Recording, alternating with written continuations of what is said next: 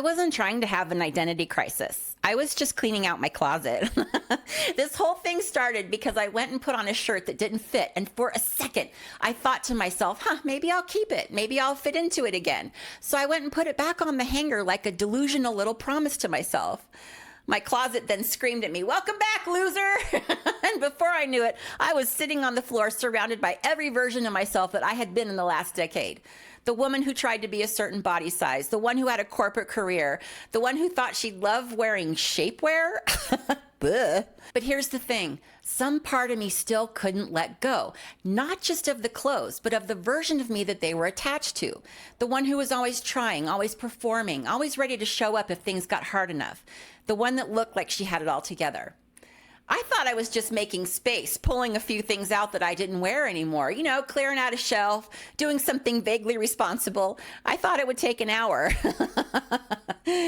No, what I found instead was a textile crime scene. Every hanger was evidence that I'd been running a long con on myself, and apparently I was both the victim and the criminal.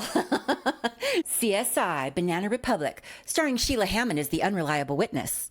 Pull some stuff, make a donate pile, move on with my life. I wasn't trying to have a breakthrough. I just needed to get rid of some crap.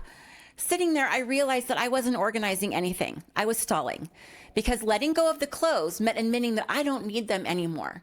I was holding on to whole versions of myself that I hadn't figured out how to let go of yet. I wasn't keeping clothes. I was keeping the proof of who I actually used to be.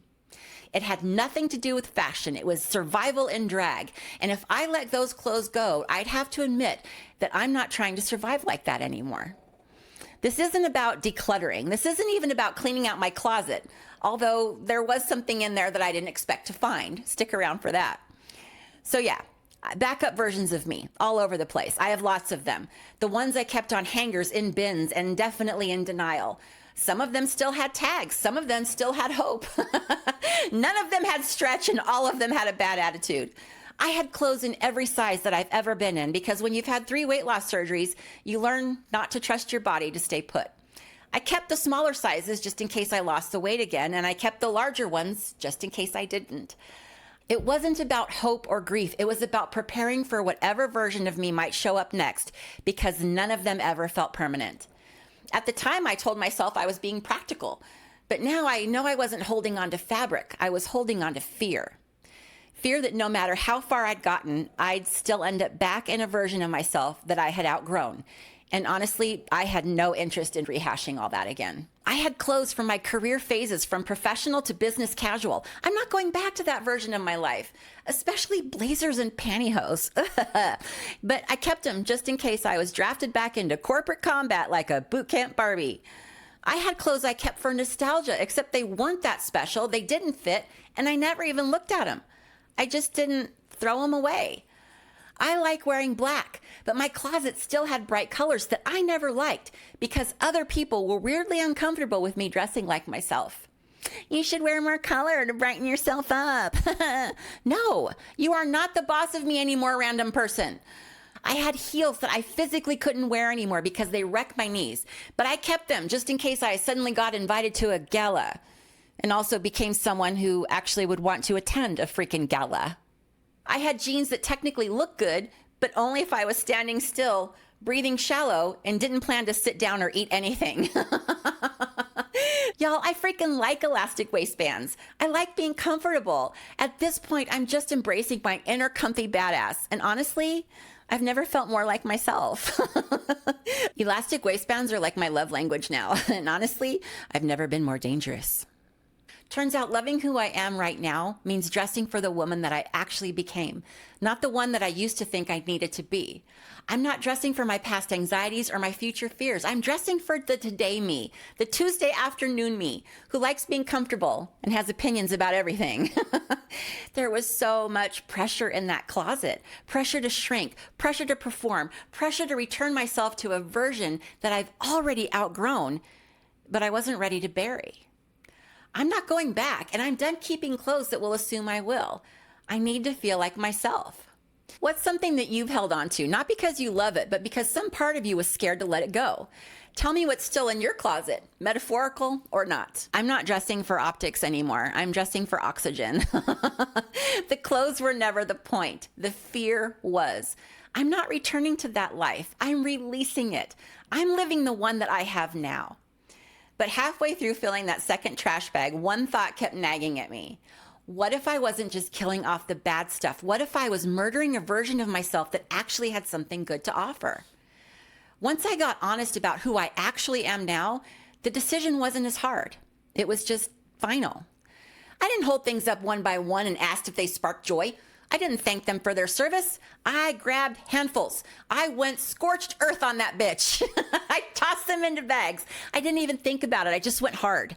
I just dragged that trash bag into the room and started filling it. If it didn't fit my body, my life, or my mood, it went. It was gone. I was clearing out an emotional landfill.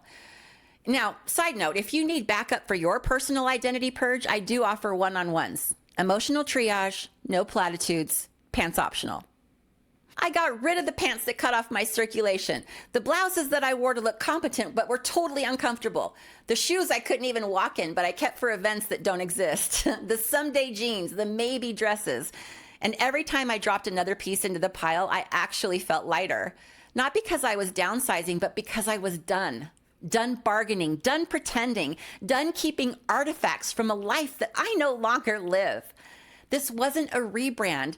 This was an exorcism. It was an identity murder. I half expected the priest from The Exorcist to show up with holy Febreze. I didn't curate. I cast out the demons with a button fly and pretend pockets. I didn't sort. I purged. I summoned the ghost of every version of me that no longer existed, and I sent her to hell in a big ol' hefty bag. Now what's left are the clothes that I actually wear. Clothes that don't pinch or punish or try to send a message I don't believe in. I wear black because I want to. I wear stretchy pants because they're comfortable. It was so long overdue. I stopped keeping clothes for a woman who doesn't even live here anymore. To be clear though, the purge wasn't the hard part. The hard part was the one thing that I almost kept. I don't need to fit into that shirt again because I don't live in that version of me anymore. She did what she had to do. She wore the Spanx, the blazers, the bad shoes. She fought her little wars. But I'm not dressing for the moment anymore. I'm dressing for the woman that I actually am right now, today, elastic waistband and all. Honestly, she's pretty fucking great, and she deserves clothes that celebrate her, not stifle.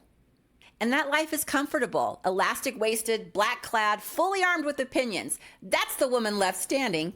And no, she doesn't do auditions anymore. I didn't reinvent myself. I just stopped keeping hangers open for someone who doesn't live here anymore. I let go of that woman that I used to be. But what happens when you clear the space and you don't recognize what's standing left in it? That's where the fun really begins. And we're going to talk about that right here.